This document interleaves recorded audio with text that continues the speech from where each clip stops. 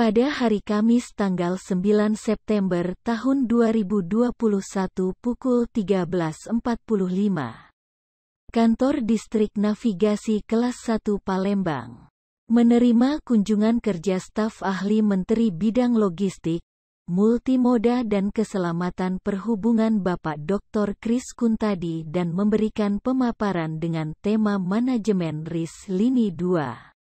Dalam pemaparan tersebut menekankan pentingnya pengendalian internal atas pelaporan keuangan pada unit pelaksana teknis Direktorat Jenderal Perhubungan Laut.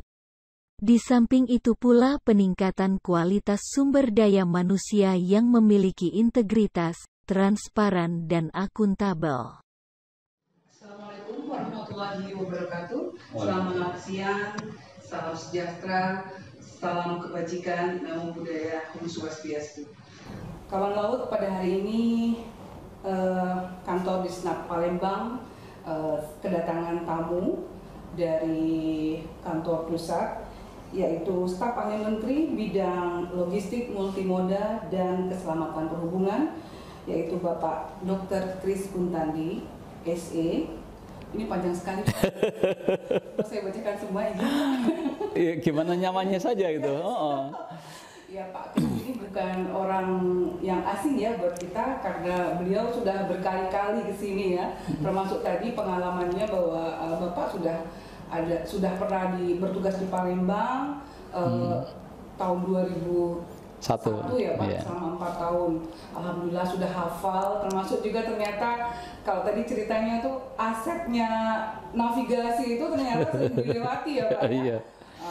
Oke Pak, jadi terima kasih Pak, hari ini Bapak bersedia menghadiri wawancara kami hari ini. Dan termasuk juga memberikan paparan mengenai manajemen resiko pada lini 2 ya Pak. Ya, Pak.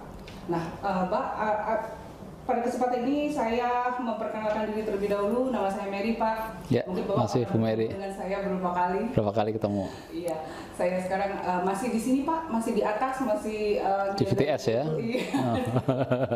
Nah, Pak Kris, terkait pemaparan Bapak tadi, salah satunya adalah hal yang menarik bahwa ide untuk pengendalian internal atas laporan keuangan itu hendaknya juga dibentuk di sini sebuah tim sehingga menjadi lebih efektif. Itu bagaimana Pak? Ya, sebenarnya gini, ada konsep yang namanya the three line of defense, 3 lini penjagaan. 3 itu berarti lini pertama, lini kedua, dan lini ketiga. Nah, 3 lini ini itu saling bantu-membantu. Tetapi yang utamanya adalah lini pertama. Ya, makanya kalau ibarat pemain bola, satu tim itu ini adalah striker yang depan, kemudian wing gitu. Jadi dia yang tim penyerang, ya. Dia yang tim pertahanan pertama supaya bola itu jangan sampai masuk ke daerah kita. Tapi kalau bisa ya masuk ke sana dan menggolkan. Nah, itu lini pertama. Nah, tetapi kalau ternyata ada bola yang lewat, maka masih ada lini kedua, ya, yaitu pemain gelandang, ya, pemain gelandang. Sehingga kalau lewat maka dia akan kendalikan, kasih lagi ke lini 1, gitu. Sehingga kendali itu akan kuat, sehingga tidak mungkin akan kebobolan. Tapi kalau ternyata lewat juga, ya, baru lini ketiga. Ya, lini ketiga ini adalah back dan kiper. Nah, kalau di konsep manajemen kita, maka lini pertama ini adalah manajemen. Ya, dari kepala satker atau KPA, ya, kemudian pejabatnya, staf-stafnya, itu semua masuk ke lini 1. Seluruh jajarannya. Jadi intinya baik tidaknya di Disnaf Palembang ya tergantung pada lini 1 ini, gitu. Jangan tergantung orang lain. Ya. Makanya saya mengatakan punya quote, leadership is not out there, ya, it is in you. Jadi bukan karena orang lain kita baik, tapi memang kita ingin menjadi orang yang baik. Bukan karena ada ijen sehingga kita harus merapikan laporan keuangan. Bukan karena nanti dipisah oleh BPK supaya opini WT. Bukan karena itu.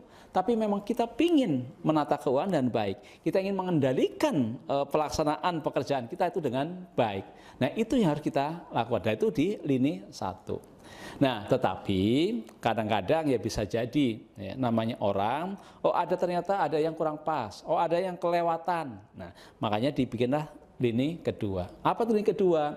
Lini kedua itu sebetulnya nama pasnya itulah unit kepatuhan internal. ya. Tetapi kita belum punya unit yang sifatnya struktural, ya, berbeda dari Kementerian Keuangan, ya, di mana mereka ada yang namanya di Bea Cukai misalnya, di pajak, ya, itu ada Direktorat Kepatuhan Internal.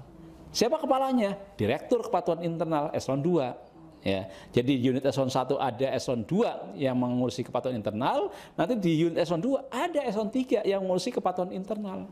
Bahkan di KPP, di KPP Bea Cukai gitu ya, itu eselon 3, ada eselon 4 yang mengurusi kepatuhan internal. Untuk apa? Melihat masalah manajemen risikonya, melihat masalah bagaimana kepatuhannya dijunjung atau tidak. Ya, bagaimana pengendaliannya bagus atau tidak. Ini yang menjadi tugas dari lini kedua itu.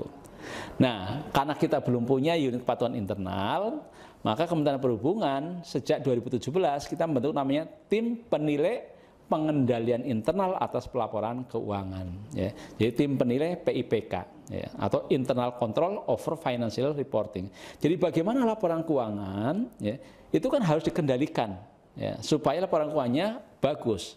Ya.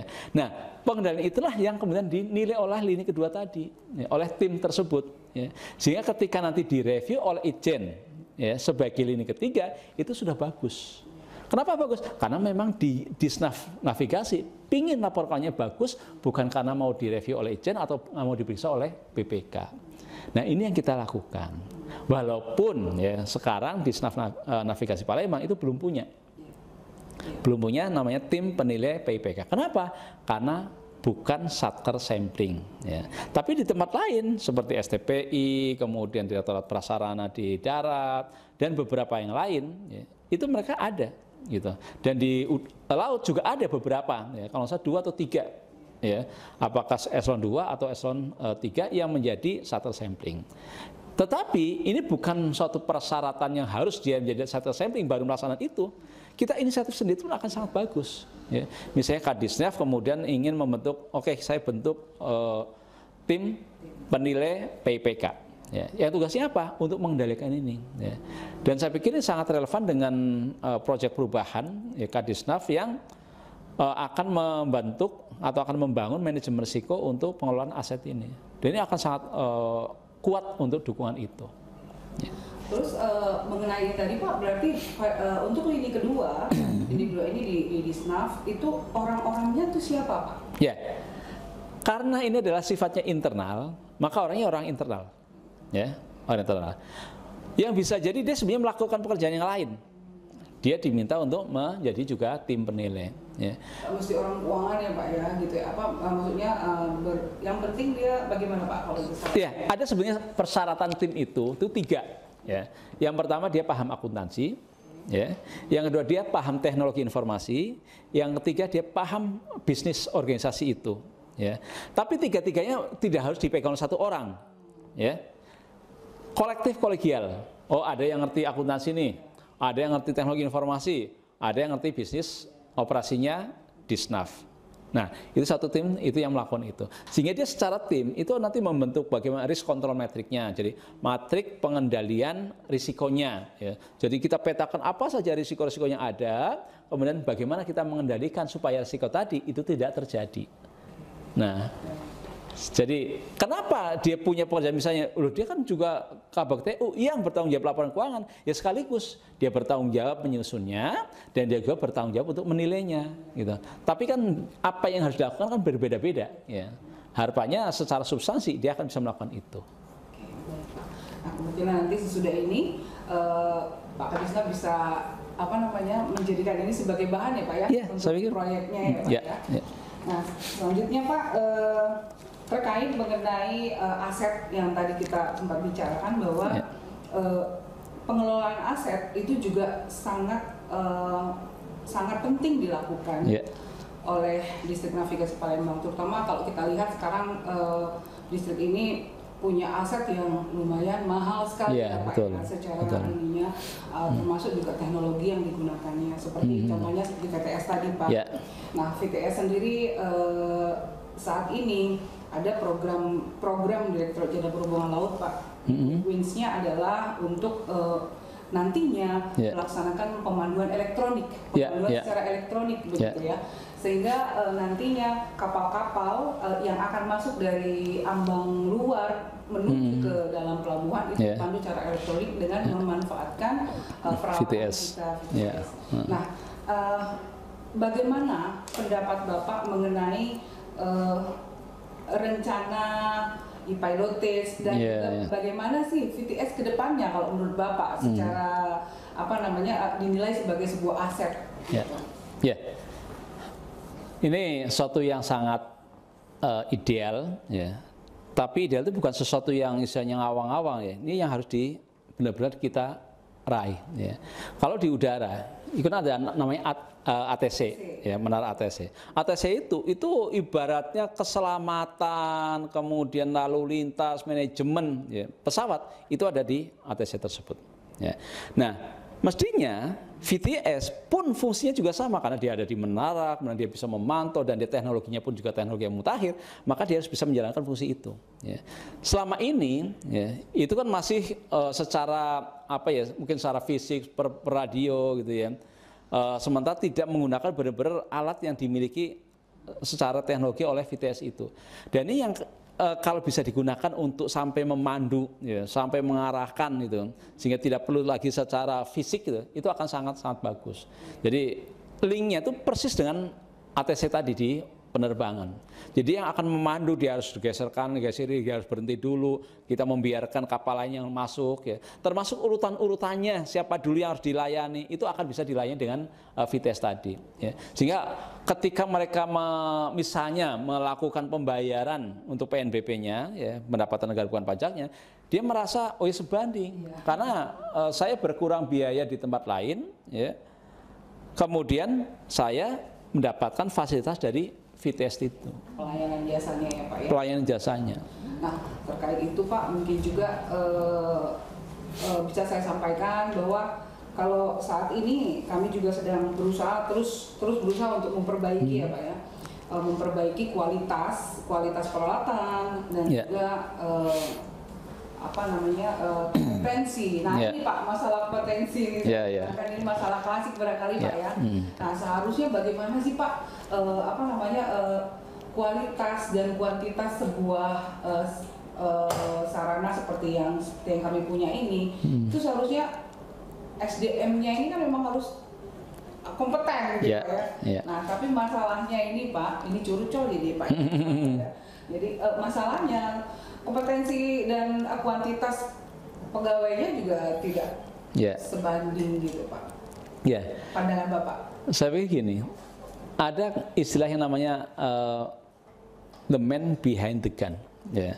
Jadi semua itu tergantung pada orang di belakang senjata itu seperti apa, bagaimana kompetensinya, bagaimana kemampuannya. Jadi kalau orang tadi benar-benar kompeten, maka dia akan bisa mengendalikan dan dia bisa menembak secara tepat, secara jitu apa yang disasarkan. Sama juga untuk misalnya VTS, ketika kita sudah punya SDM yang mumpuni, ya, kapasitasnya bagus, maka dia benar-benar bisa mencapai apa sih yang diharapkannya tadi. VTS itu seperti ATC di penerbangan. Nah ini harapannya. Nah permasalahan, loh sekarang kita secara kompetensi kurang. Yuk kan jalannya gampang. Kalau udah tahu ya kompetensi kurang, ya tinggal didiklatkan kan gitu. Ya. Loh sekarang apalagi diklat tidak harus berangkat ke Jakarta, tidak harus berangkat ke daerah lain. Kita bisa secara virtual. Ya. Jadi harus benar-benar dimanfaatkan kesempatan ini untuk bisa melakukan peningkatan kapasitas itu. Loh orangnya tapi kurang. Mau didiklatkan, siapa yang didiklatkan? Loh kan pegawai kita kan bukan hanya istilahnya yang di VTS saja, pegawai yang lain juga banyak. Ya. Kalau perlu kita seleksi nih, ya.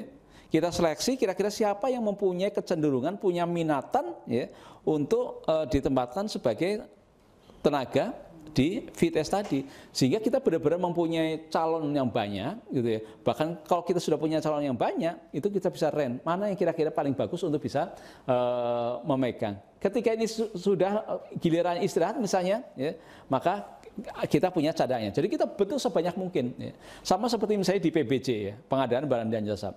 Kita diklatkan untuk sertifikasi PBJ sebanyak mungkin, ya. Sehingga ketika sini sudah jadi PPK 1 tahun, maka tahun depannya bisa ganti orang lain lagi, ya. Kenapa? Karena kita punya stok banyak. Tapi kalau kita punya satu-satunya, ketika dia kemudian bermasalah dengan integritinya, kita nggak punya kandidat yang lain, ya. Jadi bentuklah untuk yang sifatnya teknis itu sebanyak mungkin. Tetapi kadang-kadang ya orang dia tidak tertarik. Ya, kenapa dia tidak tertarik? Karena tidak ada iming-iming yang menurut dia sesuatu yang bagus. Nah makanya misalnya ya Disnaf Palembang dibentuklah BLU, Badan Layanan Umum. Ya, karena Badan Layanan Umum itu adalah organisasi atau satker yang sudah di atas satker biasa, ya, sudah seperti bisnis tapi masih ada di bawah BUMN atau BUMD. Ya, jadi di bawah komersil tetapi sudah di atas satker. Ya. Kenapa? Karena dia mempunyai fleksibilitas anggaran yang luar biasa. Ya. Dia bisa menjual, ya, kemudian uangnya dikelola sendiri. Tidak harus langsung store kas negara, dia kelola sendiri. Ada biaya yang dia keluarkan dari pendapatan itu. Ya. Kemudian termasuk tarifnya. Ya. Kalau selama ini kalau masih satker kan tarifnya harus pakai PP, ya, peraturan pemerintah tentang PNBP. Yang prosesnya panjang dan itu biasanya dikumpulkan satu kementerian baru dibentuk. Nah, kalau sudah BLU, maka kita tarifnya itu bisa mengusulkan kepada Menteri Keuangan, ya.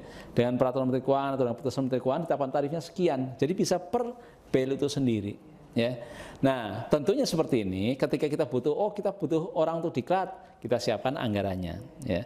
Kita butuh penambahan personil, misalnya kita siapkan personil. Atau kita, ini orang ini kelihatannya di unit lain kurang efektif, kita pindahkan ke sini, ya. Dan apalagi kalau misalnya nanti dibuatlah misalnya seperti jabatan fungsional, ya. Jadi sekarang kan ibaratnya sebisa mungkin orang bekerja itu bukan hanya sesuai struktur, ya, tapi sesuai dengan fungsinya, ya. Jadi fungsinya, sehingga fungsinya apa? Nah, itulah jabatan fungsional, ya. Nah, jabatan fungsional itu ada yang muda, ada yang pratama dulu, ya, pratama, muda, madya sampai kepada utama. Imingnya apa? Kalau utama nanti bisa pensiun 65 tahun misalnya, ya, kan bisa. Dan tunkinnya itu bisa menyesuaikan. Bahkan kalau BLU itu bisa dapat tunkin yang saya pikir lebih representatif lah, gitu. Wah, kabar gembira ini ya bagi bagi kawan-kawan yang bertugas di PTS, ya. Pak. Apalagi saat ini kami sampai saat ini juga mungkin kalau dari segi kompetensi sudah memadai, kuantitas lah ya yang mungkin kurang Pak dari sisi jumlahnya.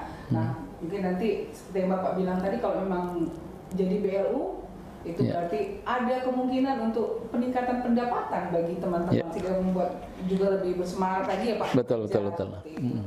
Nah, terima kasih Pak Kris atas bincang-bincang santai kita sore ini dengan kami di sini. Mudah-mudahan yang Bapak sampaikan ini bisa membawa pencerahan, bagi kami di sini, bagi Disnaf Palembang, kepada Pak untuk Pak Anto juga menjadi bahan bagi beliau, bagi bahan ininya diklat timnya, ya Pak, ya. Oke, terima kasih Pak Kris atas sama-sama, terima kasih. Waktunya. Sampai ketemu lagi di lain kesempatan. Siap. Terima kasih kawan laut atas perhatiannya. Sampai bertemu kembali di lain kesempatan. Selamat sore.